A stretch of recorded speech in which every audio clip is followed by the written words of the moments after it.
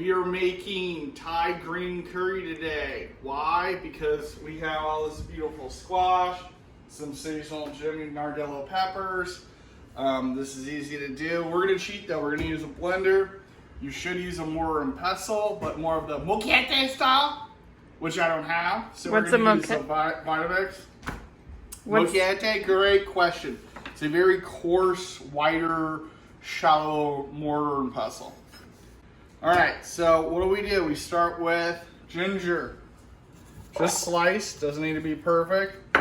I'm gonna put the ingredients that are harder to grind up in the blender. So lemongrass, very coarse, very hard to cut. So that's gonna go in there. We got all these beautiful baby shallots. And those hot guys. the death chilies, yeah. These start with a B. I don't know what they are. They were at the farmer's market. They looked good. We're just gonna coarsely chop some of those. How hot? It's fucking hot.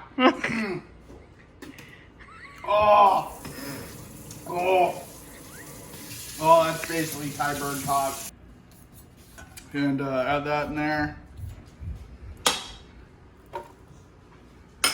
Jalepeños, 2 of them, seeded, destemmed. Great idea after trying those little chilies. So those are going in. The nasty part, a lot of times Thai green curry paste or any type of Thai curry has shrimp paste in it. Shrimp paste is not normally something I carry in my house, but I always have some anchovies. So we'll add those. And then a little bit of turbinado or palm sugar. This kind of helps grind everything up too, but then add sweetness and balance to the dish. So, do this over low. We're gonna use the plunger, or the butt plug as I call it. So we got that kind of starting to chop up. This actually looks a lot like what you do after about 10 minutes in a mortar and pestle, so that's cool. Next up, Thai green curry powder. Wait, let's see the label. Well, it's a custom label. Gran curry. Well, I guess you half-assed your job when you... I didn't do that. I know how to spell green. What about a teaspoon of this? This is pretty turmeric heavy, but it's got kaffir lime, which I don't have. So when you zest a lime, is there a trick to it? Yeah, it's called buy a microplane grater. Looks like this. It says microplane on it. So and you want to make sure that you only get the green stuff, yeah, right? You don't want too much of the white stuff. So you just kind of do it and rotate it like I do. Just dilute it a little bit, just a little neutral oil. This is grapeseed here. And it just kind of helps everything mix up. Then we're going to add the star of the show in a few seconds. Now we're going to add our herbage. This is where the action happens. Green curry is mostly big time cilantro, but we got a few loose mint leaves and Thai basil leaves that'll finish the dish that are gonna make their way in here too. Overfeed it. So a little bit more grapeseed oil. So lube it up. You gotta lube it before you put the butt plug in. That's what people are saying.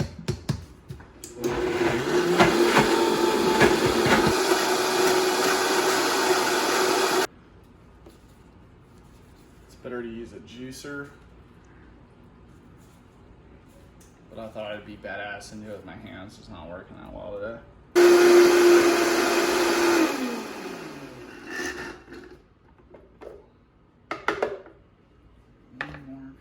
So you could potentially do this in a mortar and pestle? You could. It's going to be chunkier, which is more authentic. But and it would take like 6 days. Yeah, 6 days, shoulder replacement. Your hands are probably going to be on fucking fire too from all the chilies. It's the money shot. Yum.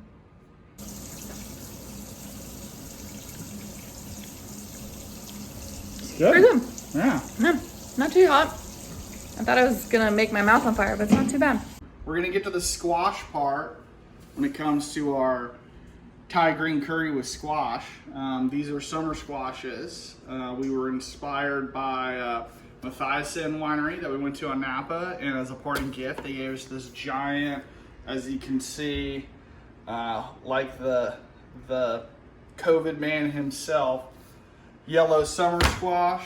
We got, this is all Napa grown, patty pans, what I believe is charmula, but I'm probably wrong. And then something that looks like zebra green zucchini. Zebra green. Yeah. Cool. We also got Jimmy Nardellos. These are not hot. These are actually like a Really? California. I don't think so. They look like the spiciest one you could ever eat. Well, tell me. Oh gosh.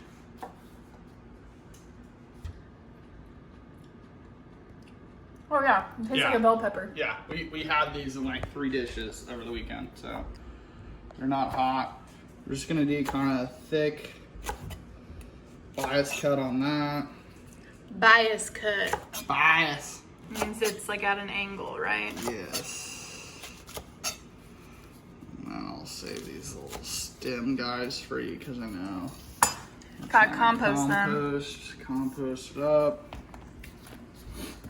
This is like some ASMR. What the fuck does that mean? ASMR, I forget what it stands for, but it's like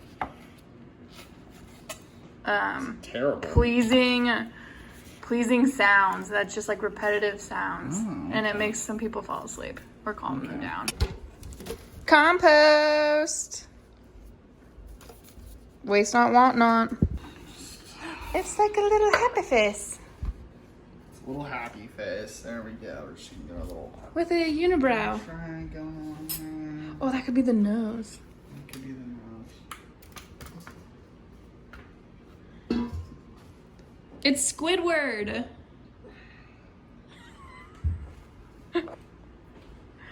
The look of disappointment in your face. I'm trying to make squash curry here, okay? I'm trying to make it fun for our viewers of all ages. Alright, this is a big guy. I think we're gonna cut it into 4, so I'm just gonna go down like this.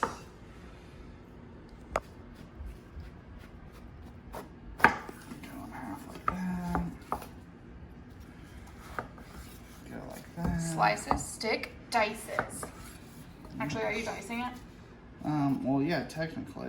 I'm gonna do just big, thick pieces like this.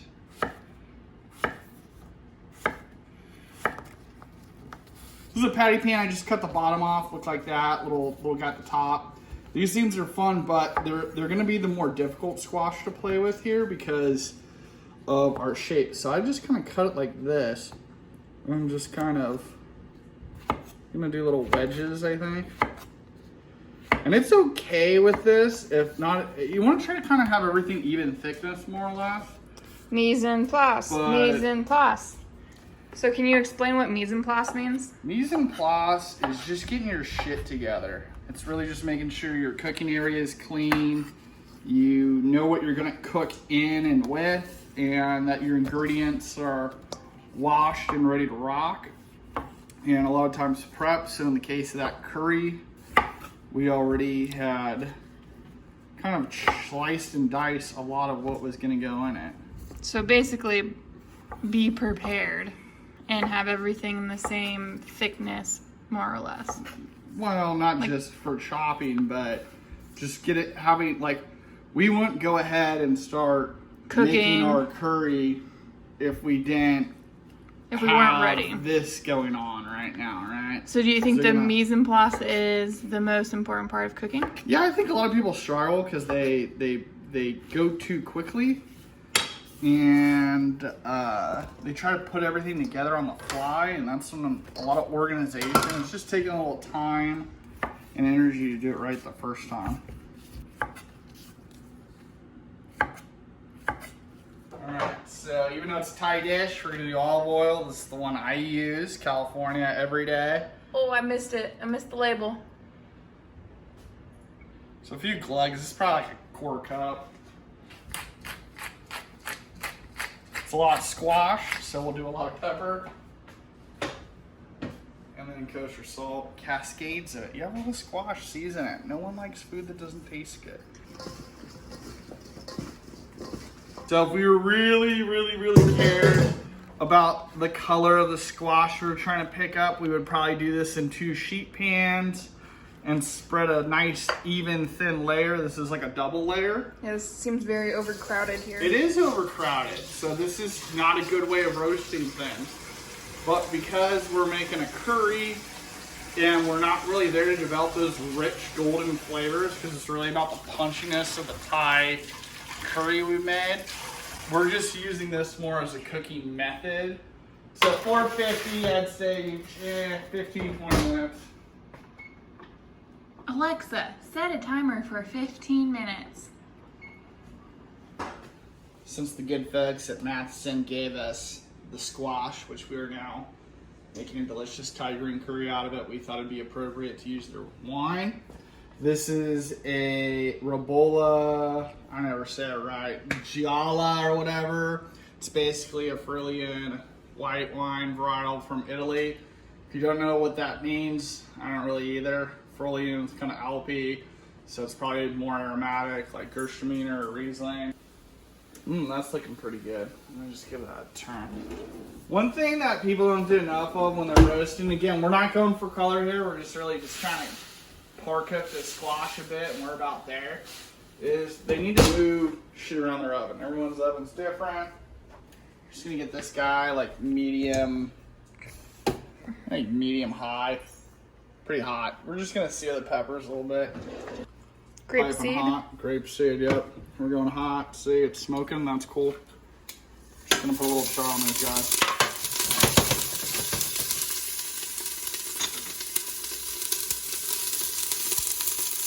I mean, like literally, this is like 30 seconds. I'm just charring these a little bit.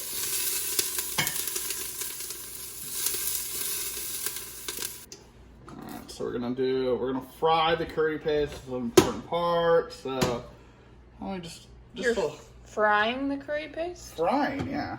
Oh, okay. You didn't hear me wrong. This looks like something you would find in a diaper. Well, it's gonna go in your mouth in about 15 minutes. So.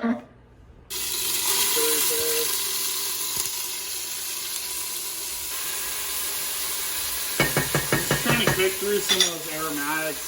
Oh yeah. Well, it smells like Thai food in here now, for sure. You don't want to burn it, so keep stirring.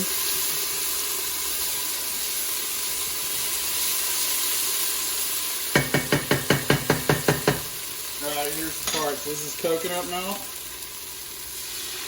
I add maybe like, that's like 1 can. And I'm just going to add a little bit right now. It's going to thicken up pretty quickly. Just to help incorporate it, or else you end up kind of lumpy, like most things when you do that. Alright, we'll add this guy.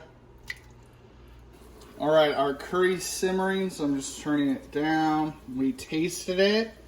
It was good, surprisingly not as spicy as we thought, but we do got to tie it up a bit more. Ha ha ha, no pun intended. So a little bit of fish sauce. Probably like a tablespoon, maybe a little bit more, I like it. And you'll notice I haven't really added any salt to this outside the anchovies and fish sauce because the squash is already seasoned. So once we add that in there, we'll taste it again and readjust.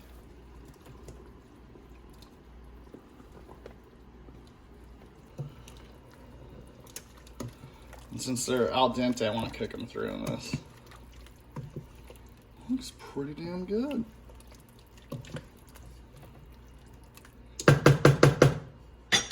Turn it up. Going for another taste real quick. Yeah, I think it just needs some acid. Maybe use some more heat. No. I'm gonna put some sriracha on the side for a little me then. The squash has been simmering for like 3 or 4 minutes. So we're gonna finish this up. Add those just charred Jimmy Nardellos. Any liquid that's in there, that's good stuff too. Just kind of mix that in. Already tasted this for salt, tasted good. Maybe we'll do like 1 little pinch right now. Just kind of bring it full circle. Juice of 1/2 lime, or in these cases they're small limes, so we'll use whole one.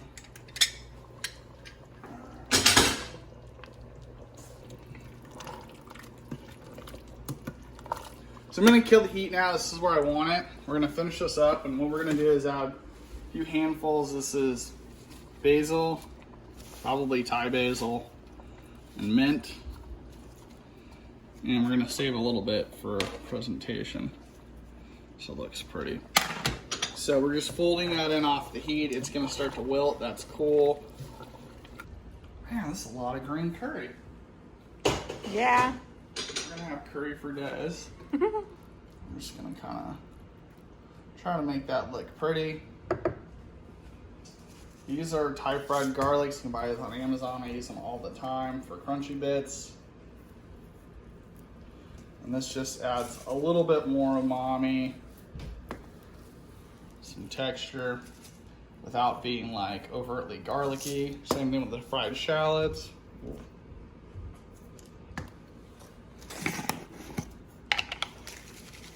Some fried shallot open here. Curry for days, curry for days. And some more green shit, because everyone likes that. And I'll just thought about doing central pile, but I think we'll do sprinkle about. Alright, we're done. Gotta take a presentation picture for the gram. Boom.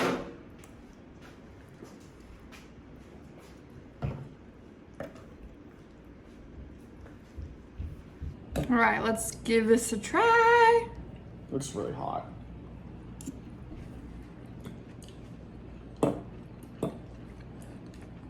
Delicious. What do you think?